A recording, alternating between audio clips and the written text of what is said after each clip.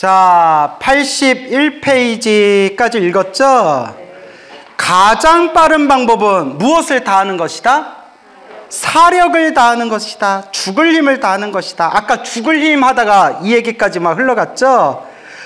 내 몸을 의자에 묶을 정도로 공부하듯이 정말 그렇게 한번 혼신의 힘을 다해서 기도해 보았는가? 스스로에게 물어봐야 돼요. 그렇죠? 그래서 여러분, 질로 승부가 안 되면 양으로 승부해라 말씀드렸죠?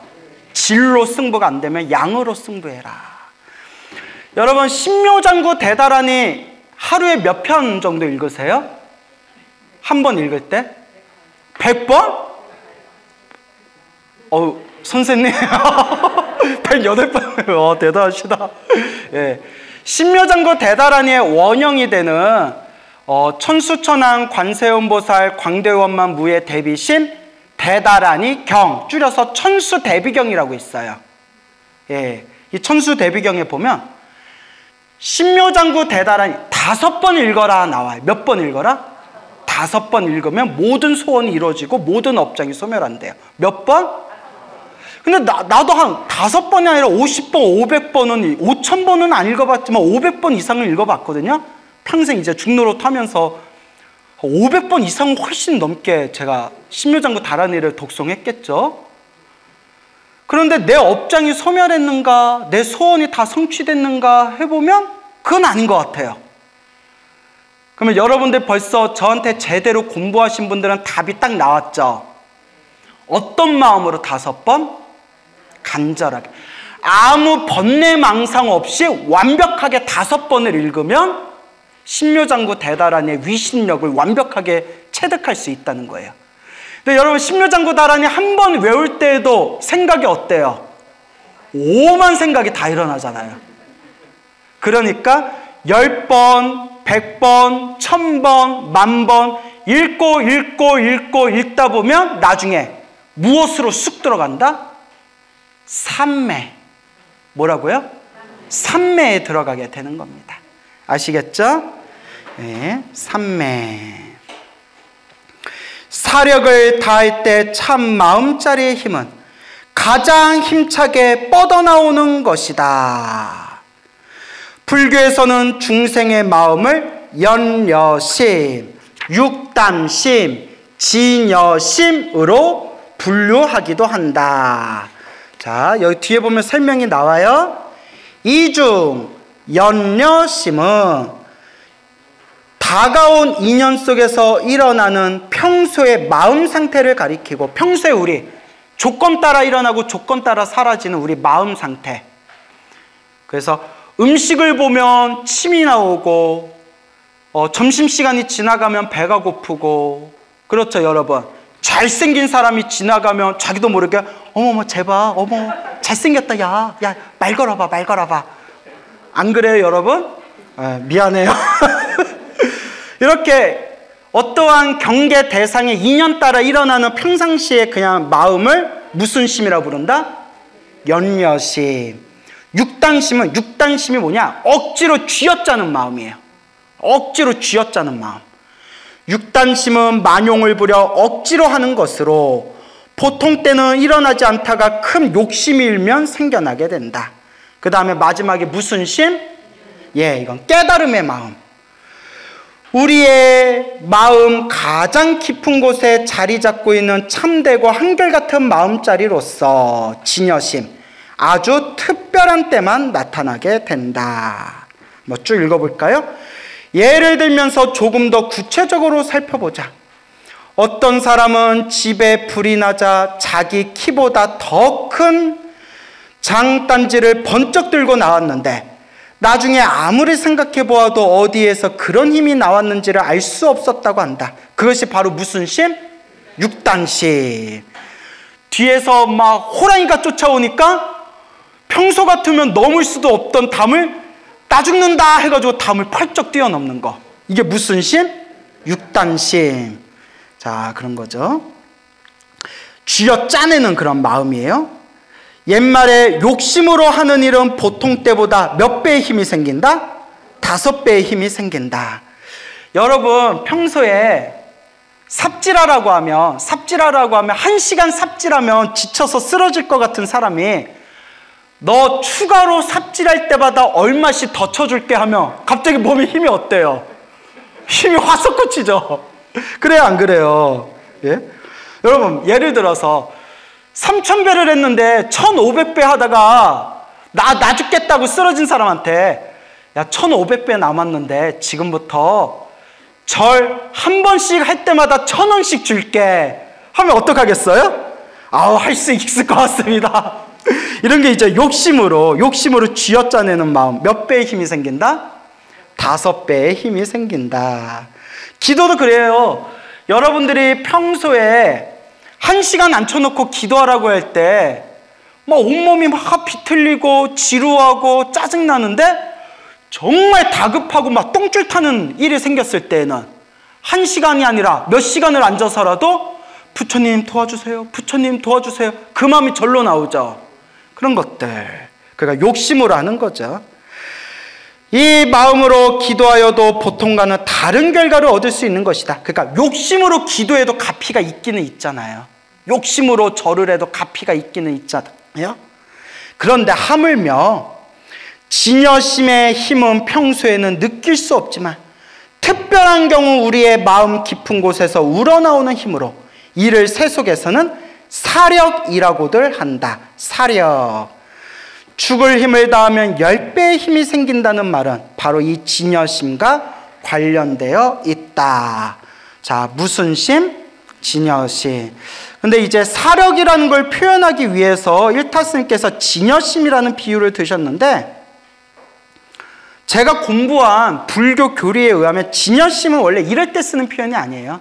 그냥 모든 욕심이 떨어져 나간 맑고 깨끗한 본래의 마음을 진여심이라고 해요. 알겠죠? 근데 여기서는 이제 우리 왕초보들에게 법문을 쉽게 하시려고 사력, 죽을 힘에 비유해서 진여심이라는 표현을 썼는데, 진여심은 죽을 힘을 쓴다라는 마음과는 차이가 있다 없다? 차이가 있어요. 알겠죠? 원래 진여심의 뜻은 본래 맑고 깨끗한 참마음, 그런 깨달음의 마음을 진여심이라고 합니다. 자, 그런 건 이제 그냥 넘어가고요. 그냥 기도를 열심히 해라 라는 뜻 정도로 이해하시면 될 것 같아요. 83페이지. 옛날 활을 잘 쏘는 사람이 밤길을 가다가 호랑이를 만났다. 깜깜한 어둠 속에서 눈에 불을 켜고 있는 호랑이를 대하자 온몸의 털이 모두 곤두섰지만 순간적으로 그는 일념 속에 빠져들었다. 죽어서는 안 된다. 저놈에게 잡아먹힐 수는 없다. 찰나지간에 순식간에 그는 화살을 활에 매겨 활시위를 당겼다. 팍 하고 꽂히는 소리가 들려 정통으로 맞춘 줄 알았는데 어찌된 영문인지 화살을 맞은 호랑이는 꿈쩍도 하지 않았다. 야, 화살을 맞았는데도 호랑이가 꿈쩍도 안 했대요. 그는 다시 화살을 날려 정통으로 맞췄지만 이번에도 호랑이는 그대로 앉아 있었다. 그래서 다시 활시를 당겨서 모두 몇 방을 맞췄다? 3방을 맞췄다. 3방. 전혀 움직이지를 않았다. 거참 이상하다라는 생각과 함께 주위를 둘러보니 사방은 칠흑같이 어두웠고 벼랑간 무서운 생각이 들어 걸음아 날 살려라 하면서 집으로 뛰었다. 그 다음 날 손에 무기를 든 동네 사람들을 이끌고 그곳으로 가서 보니 화살을 쏘았던 그 화살 맞은 호랑이가 있던 자리에 가보니까 마땅히 죽어 있어야 할 호랑이는 간 곳이 없고 그 자리에는 호랑이를 꼭 닮은 무엇이 서 있었다? 바윗돌이 서 있었다. 그 호랑이가 아니고 무엇을 잘못 본 거예요? 바윗돌을 호랑이로 알고 화살을 몇 방 쏜 거예요? 3방을 썼는데, 그리고 어젯밤 자기가 쏜 화살 3개가 거기에 바윗돌에 박혀 있는 것이 아닌가. 야, 그거 참 이상하다. 어제 저녁 바위를 호랑이로 본 것은 내가 잘못 보았다고 치더라도 어떻게 화살이 저기에 박혔을까? 내 힘이 저렇게 세단 말인가? 그리고는 어제처럼 다시 화살을 쏘아보았다. 그러나 화살이 바위에 박히기는커녕 바위에 부딪히는 순간 화살촉만 푹 부러졌던 것이다. 바위가 진짜 호랑인지 알고 죽을 힘을 다해서 쏜 거예요. 정신일도 하사불성. 정신을 하나로 모으니 이루지 못할 일이 없다. 정신을 모아가지고 내가 이 화살 한 방 잘못 쏘면 저 호랑이한테 먹힌다라는 마음으로 온 정신, 온 힘, 죽을 힘을 당해서 세 방을 쐈는데 그게 어디에 박힌 거예요? 바윗돌에 박힌 거예요. 자, 이 이야기가 말하고자 하는 의미가 이해 가시죠? 이것이 바로 참 마음자리에서 나오는 사력 십중배의 힘이다. 이를 기도에 적용시켜 생각해보라. 목숨이 달린 다급한 일이 있다면, 목숨처럼 소중한 일이 있다면 어떻게 기도를 할 것인가? 참 마음자리의 영원한 생명력, 무한한 능력이 필요하다면 어떠한 자세로 기도해야 하는가? 어떤 자세로 기도해야 돼요? 사력을 다한 기도. 바로 사력을 다한, 죽을 힘을 다한 기도를 하면 된다. 죽으면 산다라는 말이 있듯이 사력을 다하여 기도할 때 참 마음자리의 무한 능력이 분출되어 모든 소원이 이루어질 수 있는 것이고, 이를 응용하여 옛 스님들은 불전 3000배를 수십일 또는 수백일 동안 행하게 하였던 것이다. 죽을 힘을 다해서 절을 하고 죽을 힘을 다해서 기도하라는 거예요. 이야, 그렇다고 죽으면 돼요, 안 돼요? 안 돼요, 여러분. 죽을 힘을 다할 정도로 해라는 뜻이지 죽으면 된다, 안 된다?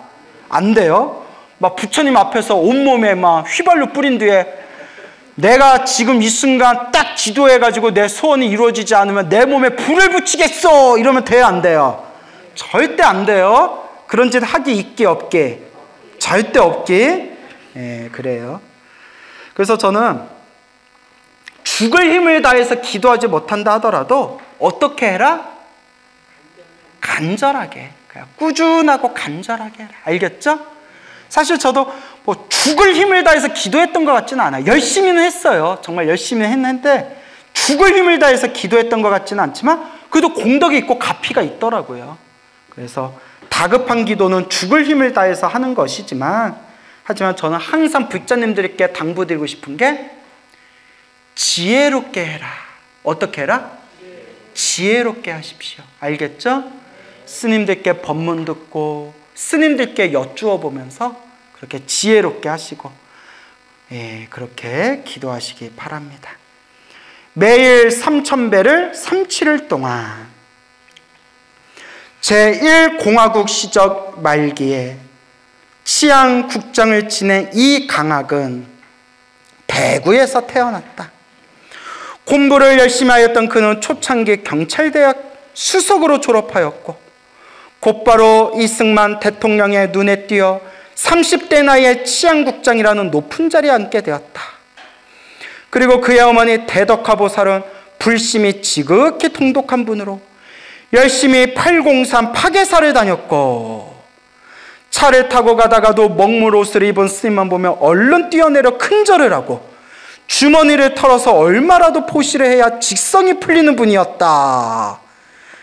대덕화보살은 아들이 높은 권력을 쥔 치안국장이 되자 더더욱 여러 절을 찾아다니며 불사를 많이 도왔고 사찰에 어려운 일이 있을 때마다 적극 해결해 주었다. 진짠가? 특히 당시는 자유당 말기 시절인지라 아부하기를 좋아했던 지방의 경찰국장들은 치안국장의 어머니인 대덕화보살이 움직일 때마다 친히 길 안내를 자청하였다. 하루는 803 사찰을 찾아갔더니 경찰이 와서 주짓스님을 잡아가라 하는 것이었다.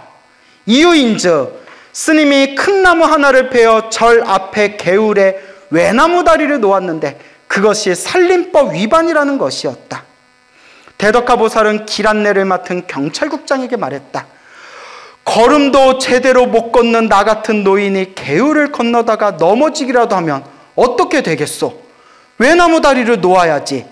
예, 지당하신 말씀입니다. 그렇다면 이 주짓스님 일도 잘 해결되겠지요? 여부가 있겠습니까? 야, 사람들이 이래서 높은 자리에 올라가려고 하는구나. 예?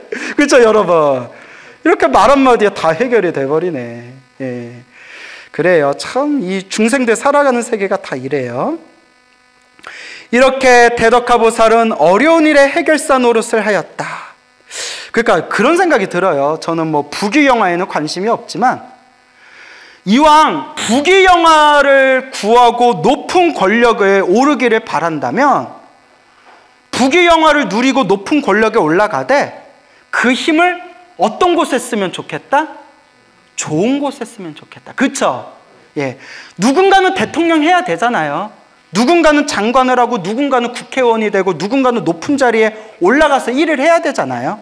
근데 이왕이면 그 힘을 어떻게 쓰면 좋겠다? 좋은 곳에 쓰면 좋겠다. 여러분들도 다 동감하시죠?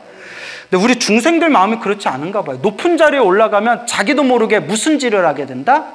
갑질하게 된다.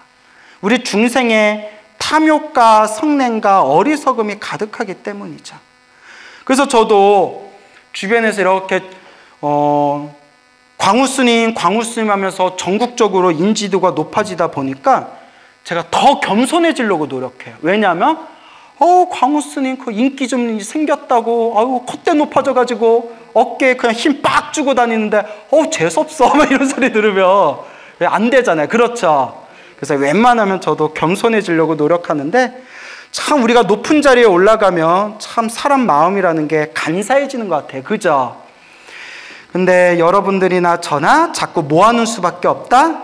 닦는 수밖에 없다. 자, 어쨌건 이렇게 더덕하 보살님께서 어려운 일의 해결사 노릇을 하였다. 사찰 입구에 길을 닦는 일, 법당을 짓기 위해 나무를 베는 일, 불상을 모시기 위해 돈을 모으는 일 등 당신 어렸던 절 집안을 위해 헌신을 아끼지 않았다. 와, 이게 사실이면 엄청 감사하신 분이네요.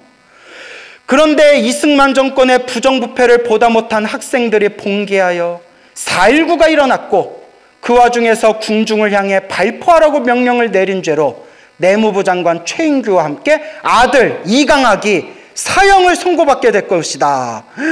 어휴, 그러니까 양지가 음지되고 음지가 양지된다더니 기정사실화된 아들의 죽음과 함께 대덕하보살의 집안에는 온갖 차압을 하겠다는 빨간 딱지가 붙었다. 72세의 대덕하보살은 울고 또 울면서 803 파괴사까지 50리길을 걸어갔다. 그리고 보성스님 앞에 엎드려 피눈물을 흘리며 하소연을 하였다. 주님, 아들이 사형을 당하게 되면 저는 이 세상에 단 1분도 더 살아있을 이유가 없습니다. 제 목숨이라도 바칠 테니 제발 아들을 살려주십시오. 보살님, 아들을 꼭 살리고자 하면 부처님께 매달려 보십시오. 사람의 마음대로 되지 않는 일이라면 부처님께 의지하는 길밖에 없습니다.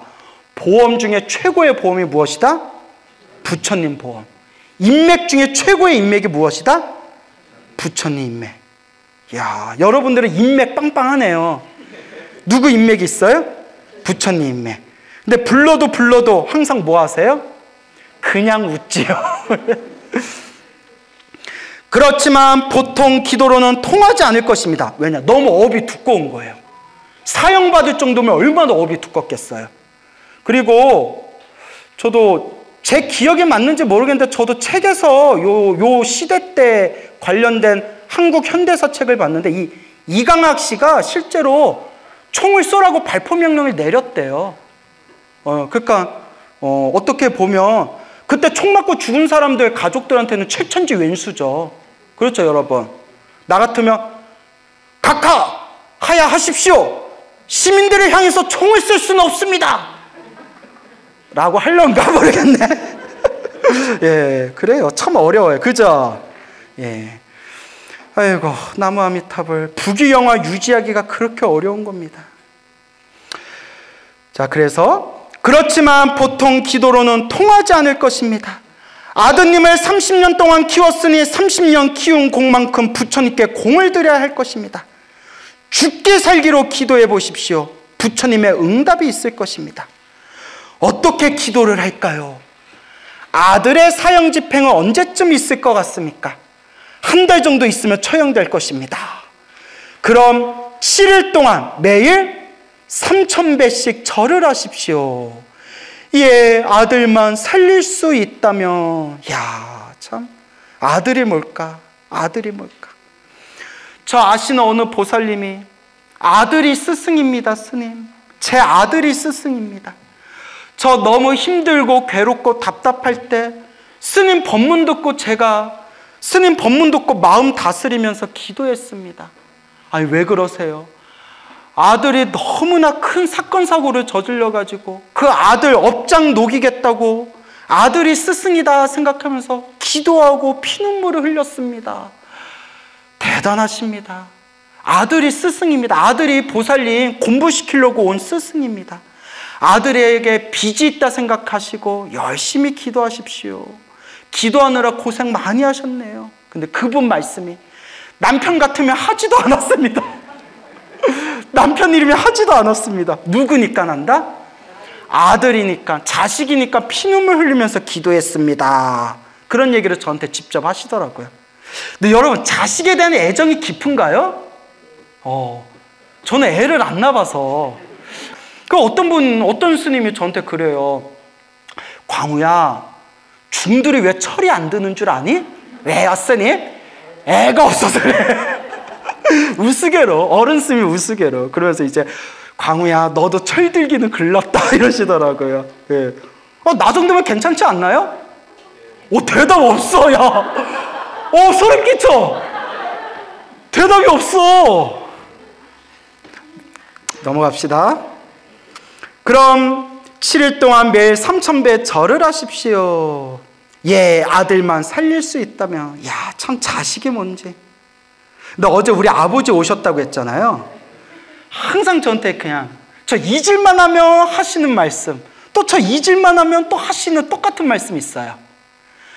내가 너 두고 머리 깎고 출가해서 너를 가슴에 품고 울면서 기도했다. 너 잘된 게 내 기도빨이다. 예, 아버지.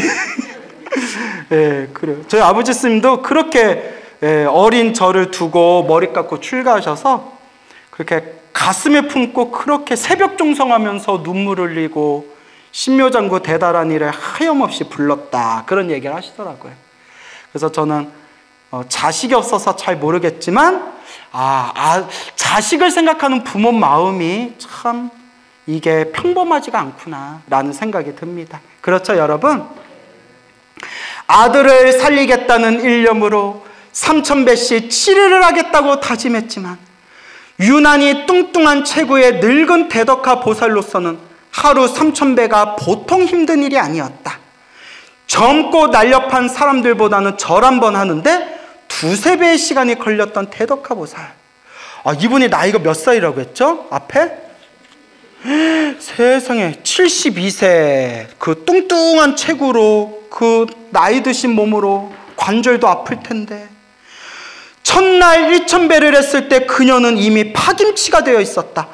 아이고 죽겠다. 그놈이 죽을 팔자라면 죽고 살 팔자라면 살겠지. 나는 못하겠다. 더 이상은 못하겠다. 얼마나 힘들면. 그녀는 10여 분을 누워있다가 내 아들이 죽으면 안 된다는 생각이 들면 다시 일어나서 절하고 또 절하고 이렇게 3,000배를 거의 하루 종일 걸려서 끝마쳤다. 둘째 날도 셋째 날도 그녀는 첫날과 같이 고달픈 몸과 아들을 살려야 한다는 마음의 싸움을 하며 정말 지루하게 절을 하였다. 대단하죠? 그렇게 4일째 되는 날 대덕화 보살은 마음을 굳혔다. 죽을 목숨 살리기가 어찌 쉬운 일이라. 나는 지금 하나밖에 없는 아들을 살리고자 부처님께 기도를 드리고 있다. 일념으로 빌고 또 빌어도 이루어지기 어려운 일인데 몸 고달픈 것을 핑계 삼아 절을 할까 말까 망설이고 불평불만까지 하다니 내 목숨을 걸어놓고 정성껏 절을 해보자. 지금 내가 선택할 수 있는 것은 이 길밖에 없다. 이야, 대단하다. 이렇게 결심한 그녀는 4일째부터 이를 악물고 기도하기 시작했다. 어느새 발가락이 부르트더니 짓물러 터졌고 무릎은 다 벗겨져 피멍이 들었으며 나중에는 손톱 밑에까지 멍이 들어 한 배 한 배 절을 드릴 때마다 그렇게 고통스러울 수가 없었다. 그렇지만 대덕하보살은 절을 멈추지 않았다. 7일이 거의 다 되었을 때는 기운조차 탈진되어 한 번 엎드리면 머리가 무거워서 일어나기가 여간 힘들지 않았다. 한 번 엎드리며 한참을 쉬었다 일어나고 한 번 엎드리면 또 한참을 쉬고 이렇게 하다가 그만 순간적으로 깜빡 졸게 되었다. 깜빡 졸았는데 순간 불단 위에 앉아 계시던 부처님께서 일어나시더니 탁자를 밟고 내려와 앉아 서시는 것이었다. 두둥. 대덕하보살이 고개를 들어보니 조금 전까지 분명히 서 계셨던 부처님은 보이지 않고 웬 스님 한 분이 동양그릇을 든 채 손을 내밀고 계셨다. 본래부터 보시정신이 강했던 대덕하보살은 평소에 버릇대로 주머니를 뒤졌다. 돈이 있는지 모르겠네. 이렇게 혼자 중얼거리며 주머니를 뒤적이자 돈 한 뭉치가 찝히는 것이었다. 꺼내어보니 돈은 돈인데 빨간색의 돈이었고 감촉이 쥐껍질을 벗겨놓은 것처럼 물컹한 것이 아주 기분이 나빴다. 이게 돈이 아니라 업보덩어리예요. 업장덩어리. 내가 네 업장을 소멸해 줄 테니 그 업장덩어리 내놔라 이 뜻이에요. 무슨 말인지 알겠죠? 액수를 세어볼 것도 없이 몽땅 드렸더니 스님이 그것을 받고는 품속에서 하얀 카드 한 장을 꺼내주시는 것이었다. 무슨 카드? 검은 카드면 죽거나 안 좋은 거고, 색깔이 막 섞여 있는 카드면 종신형이나 몇십 년형 받는 건데, 무슨 카드를 받았어요? 하얀 카드. 새하얗잖아요. 때가 다 벗겨졌다는 뜻이잖아요. 업장소멸. 그렇죠. 대덕하보살은 무엇인지도 모른 채 그것을 받았고 정신을 차려보니 꿈이었다.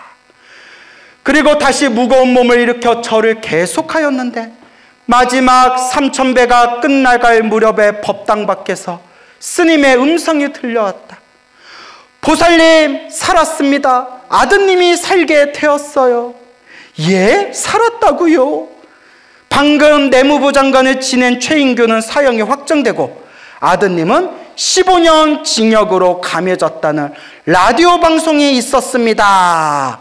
그런데 그나마 그 15년 징역도 그 뒤 이강학은 몇 년형을 살다가 특별사면이 되었고 미국으로 이민을 떠났다 라는 이야기가 되겠습니다.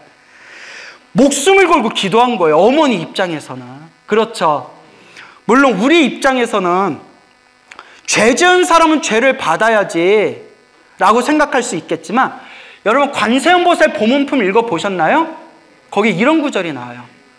죄가 있거나 죄가 없거나 감옥에 갇히고 칼을 쓰고 있는 사람을 반드시 구해주시네 라는 구절 나오죠.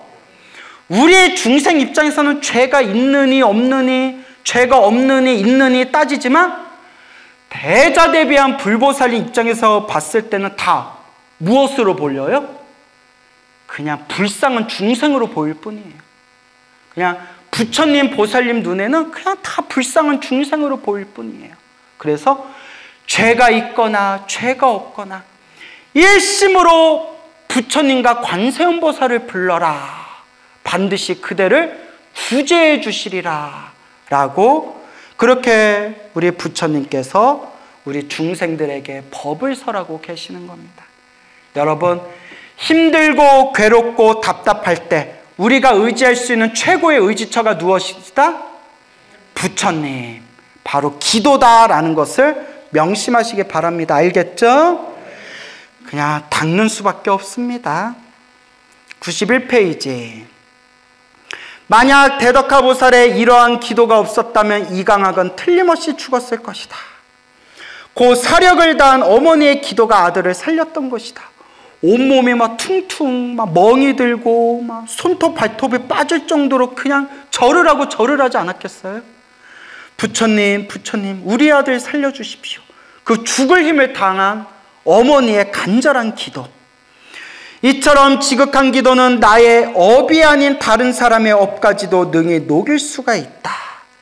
일찍이 부처님께서는 살인 등의 큰 죄를 범하였을지라도 불보살림 전에 지극히 기도를 하여 서상을 입으면 죄가 다 소멸된다. 서상 이제 불보살림의 신비로운 가피의 모습을 서상이라고 불러요.